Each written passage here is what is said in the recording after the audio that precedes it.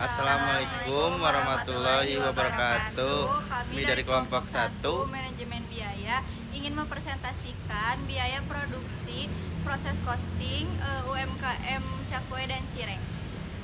Perkenalkan, nama saya Marsya Najwa dengan NIM 25500910001. Saya akan menjelaskan mengapa kelompok saya memilih UMKM Cakwe dan Cireng.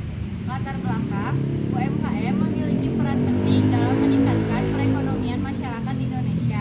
Usaha kuliner menjadi salah satu jenis UMKM yang paling banyak diminati. Cakwe dan cireng juga merupakan makanan yang digemari berbagai kalangan masyarakat Indonesia. Pelaku usaha perlu memahami pengelolaan biaya produksi dan pendapatan agar dapat mengetahui keuntungan usaha. Oleh karena itu, dilakukan observasi dan wawancara terhadap pelaku usaha cakwe dan cireng. Perkenalkan, nama saya Siti Rahma dengan NIM 25500910002 dari kelompok 1. Saya di sini akan mempresentasikan tentang rumusan masalah dan tujuan penelitian. Rumusan masalah pertama, bagaimana pengelolaan biaya produksi pada usaha cakwe dan cireng. Yang kedua, berapa biaya produksi yang dikeluarkan pada setiap harinya.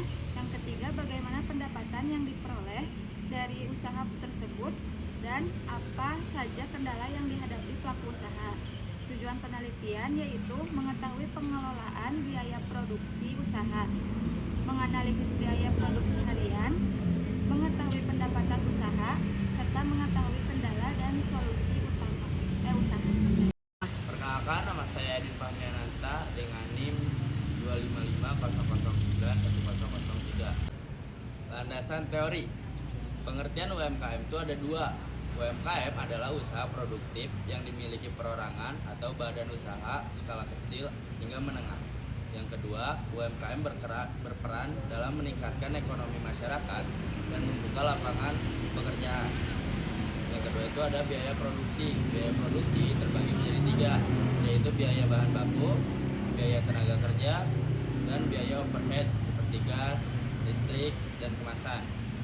Yang ketiga adalah pendapatan dan laba. Pendapatan hasil dari harga jual dikali jumlah produk yang terjual. Kalau laba hasil dari pendapatan dikurang total biaya produksi. Hasil observasi dan wawancara. Hasil wawancara, pendapatan tertinggi mencapai 80.000 per hari. Sisa bahan baku yang masih layak akan digunakan kembali. Kendala utama adalah kenaikan harga bahan baku. Pelaku usaha menyisihkan sebagian pendapatan untuk tabungan pembelian bahan baku. Profil usahanya yaitu adalah jenis usaha penjualan cakwe dan cireng. Harga jualnya 5.000 per porsi. Modal usahanya 1.500.000. Penggunaan bahan bakunya kurang lebih 6 kilo per hari. Serta yang terakhir, penggunaan minyak goreng kurang lebih 2,5 liter per hari. Perkenalkan, nama saya Nisida Nurfalah dengan NIM 25500091004. Saya akan mempresentasikan analisis biaya produksi. Yang pertama adalah biaya hari bahan baku. Modal bahan baku 1.500.000 diasumsikan cukup untuk 10 hari produksi. Perhitungannya yaitu 1.500.000 dibagi 10, hasilnya 150.000 per hari. Biaya minyak goreng, penggunaan minyak goreng per harinya 2,5 liter. Harga minyak goreng diasumsikan menjadi harga 18.000 per liter. Perhitungannya 2,5 liter dikali 18.000 sama dengan 45.000 per hari. Yang ketiga ada total biaya produksi. Yang pertama biaya bahan baku 150.000. Yang kedua ada minyak goreng 45.000. Totalnya yaitu 150.000 per hari. Perkenalkan, nama saya Fahira Azhara Farunisa dengan NIM 25500091005. Di sini saya akan mempresentasikan analisis pendapatan dan keuntungan. Pendapatan, harga jual produk 5.000 per porsi. Pendapatan tertinggi 80.000 per hari. Jumlah produk yang terjual 80.000 dikali 5.000, hasilnya 16 porsi per hari.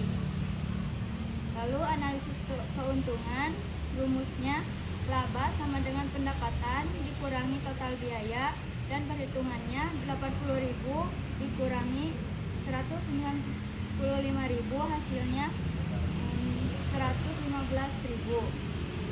Dan kesimpulannya, berdasarkan estimasi, usaha mengalami kerugian, namun hasil belum sepenuhnya akurat karena belum ada pencatatan keuangan yang rinci. Biaya lain seperti gas, listrik, dan kemasan belum diperhitungkan. Perkenalkan, nama saya Aulia Herunisa dengan NIM 25500910006. Saya di sini akan mempresentasikan kendala dan solusi. Kendala usaha, harga bahan baku sering naik, biaya produksi menjadi lebih tinggi, dan pendapatan harian tidak selalu stabil. Solusi yang dilakukan menyimpan sisa bahan baku yang masih layak digunakan, lalu menabung sebagian hasil penjualan.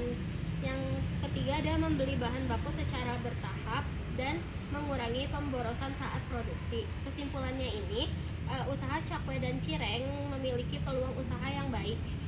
Produk yang diminati masyarakat, pengelolaan keuangan perlu ditingkatkan agar keuntungan usaha